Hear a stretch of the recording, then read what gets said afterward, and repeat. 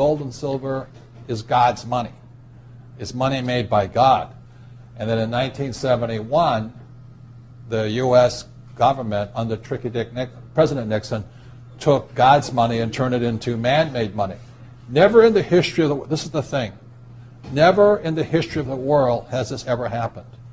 In 1971, the U.S. and Nixon convinced the entire world to replace gold and silver with paper money.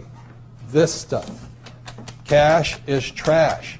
So the reason we have so much volatility in the world today is historically, since the time of the Romans and the Greeks and the French and the English and the Germans, every time they have taken God's money, like silver here, and replaced it with man-made money, there's been economic volatility.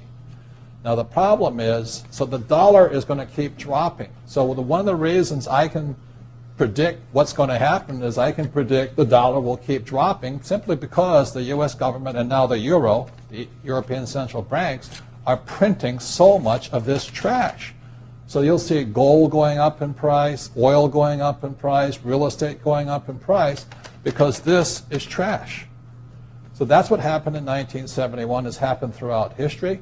And the reason this current election doesn't make any difference is the only person that can put this back in place is a strong, charismatic leader.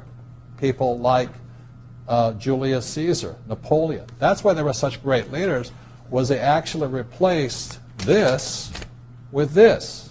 Unfortunately, we do not have that person among the candidates. I know Ron Paul, philosophically, I agree with him as closely as possible, but unfortunately I don't think Ron Paul has the chutzpah, as my Jewish friends would say, to change this whole thing. So there will be more this printed than ever before, which means the dollar keeps coming down and other things keep going up. And that's really what's going to happen.